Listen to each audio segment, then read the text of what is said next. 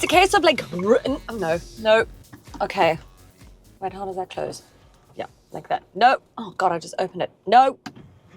Close it. Oh, there we go. Sometimes I should do this before I start filming. Didn't notice it until I saw myself on camera though.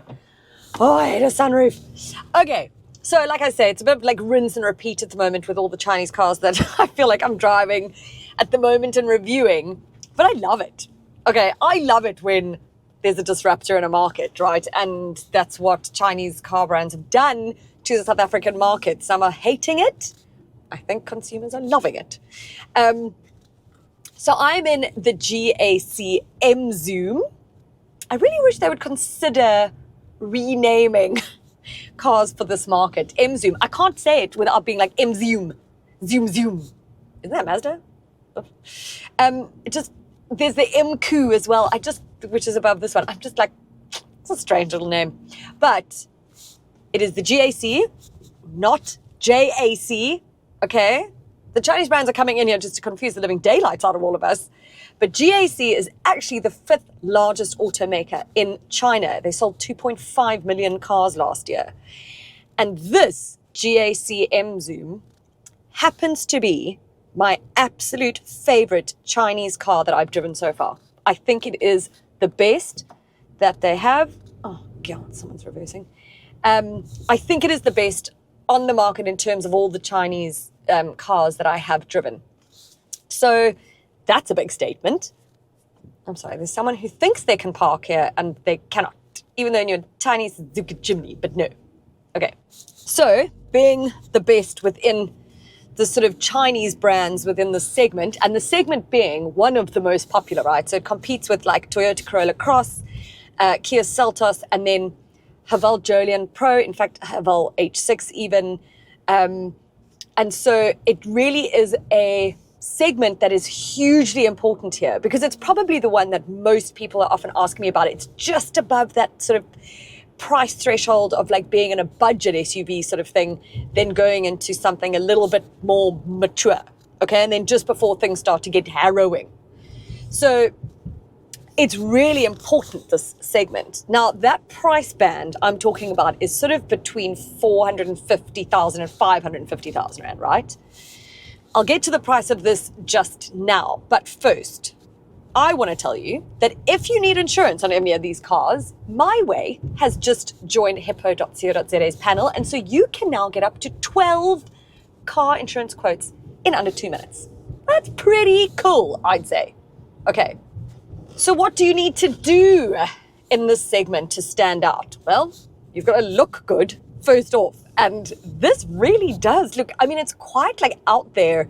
Now, there's 3 derivatives. You've got Comfort, Executive, and then R-Style. Now, I'm in the R-Style, which is a little bit more bulky and a bit more edgy and a bit more bolstered, if you will.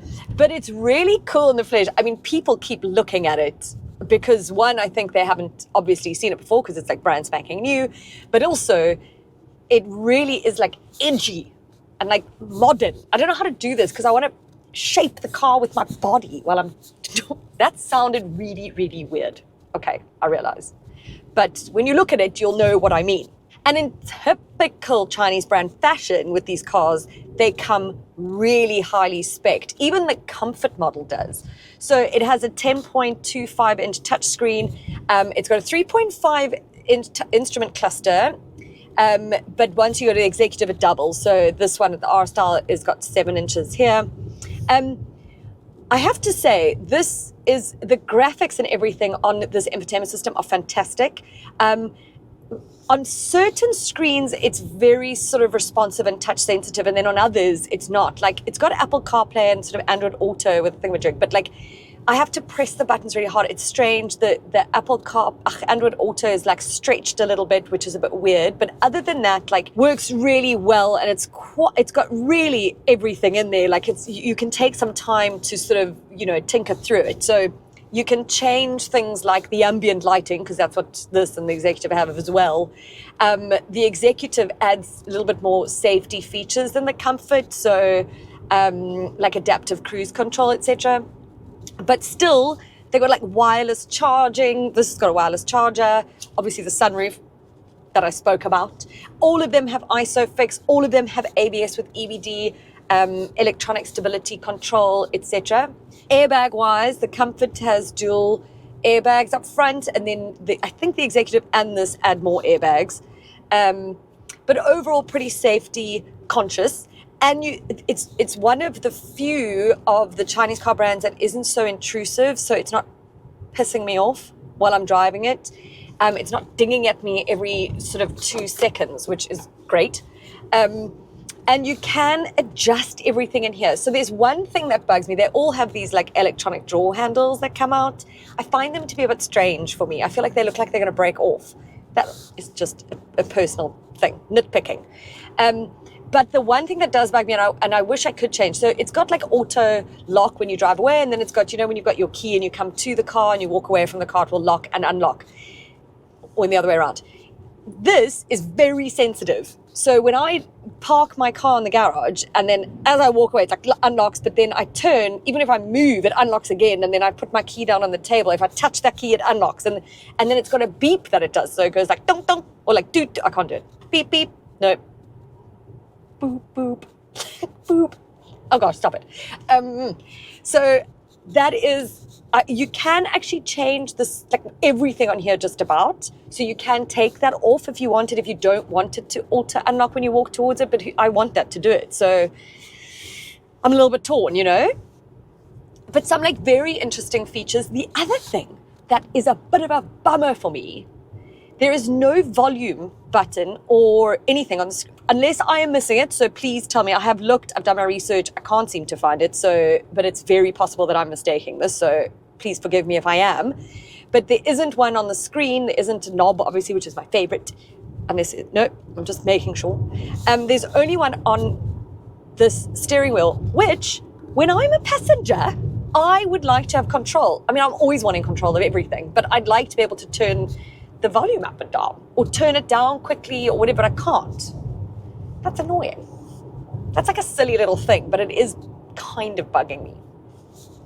Space-wise, it's really spacious in here, especially the legroom in the back is extraordinary. Luca was in his car seat. I've taken it out now, but so much space for him and the front passenger, which is always a win. The only slight letdown is the boot, which is at 341 litres, which isn't as big as, say, like the Corolla Cross, I think, is at like 440 or something. So that's a bummer. I've got some stuff in there now I'm taking to charity, to Ladles of Love, because I'm a good person. Sure. So it's got black bags in there, and then like a big fire truck. And you can see the sort of space there. So not as big as I would like it, but I still think it's fine. If I was you, take your stuff, take your prams, take your anything with you, golf clubs if you must. Pop them in the back to see if it will fit for you. Then this being the R side, it's also got 2 exhausts at the back there, and then it's got like a little valve control button here that when you press, if you're in sport mode, it gives you like a bit more of like a boisterous sound. I mean, that's like gimmicky, but I don't hate it. Okay.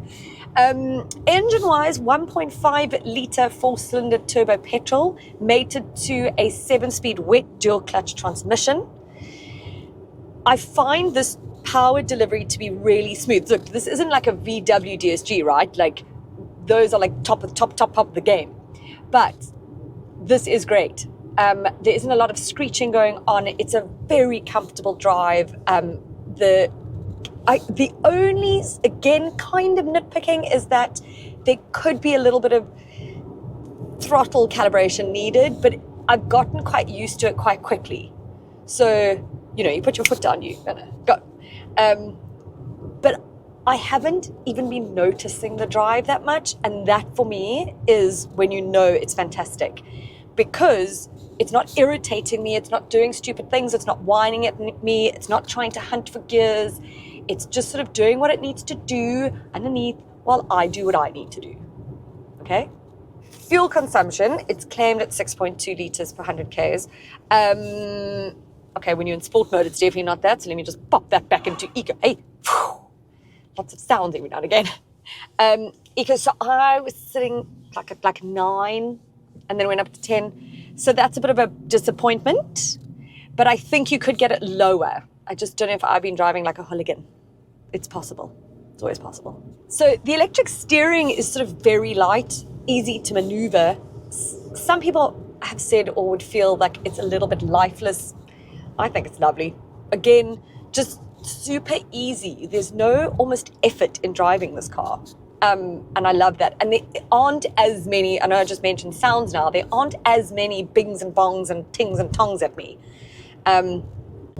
Those sorts of things start to annoy me too much. I'm very sound sensitive. Ask my son. Ask my friends, actually.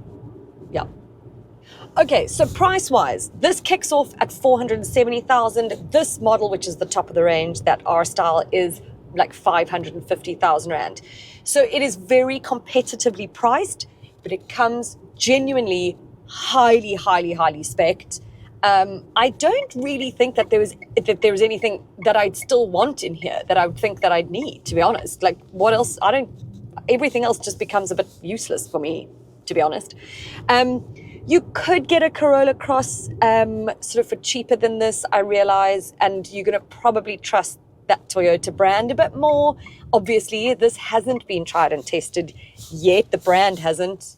You're not sure of resale value. You're not sure of all of the above. However, from what I've experienced so far, I would say give it a go, actually. I would put this on a recommendation list for sure. People keep staring at me because I'm in such a cool, weird-looking car. I feel that this feels a bit more premium even than some of its competitors. And I'm always one to say, like, say something like a Kia Seltos, I always say, like, and they actually often say, with compared to the Chinese brands, there's a difference in the quality. I find the quality of this to be quite superb. All the soft touches here, everything feels very well built. There aren't any noises, no rattles. I have to wait for 400 motorbikes to pass. What the hell, man? Kom, asal. My sort of verdict of this is, if somebody came to me and said, I'm looking at the Toyota Corolla Cross, the GAC Emzoom, and the Kia Seltos, I would say to them, go and drive all three of them. And with either one, whichever you're going to get the best deal with, you're going to be happy. I genuinely think that you'll be happy driving this car every day. I think it's fab. Yeah. That's it.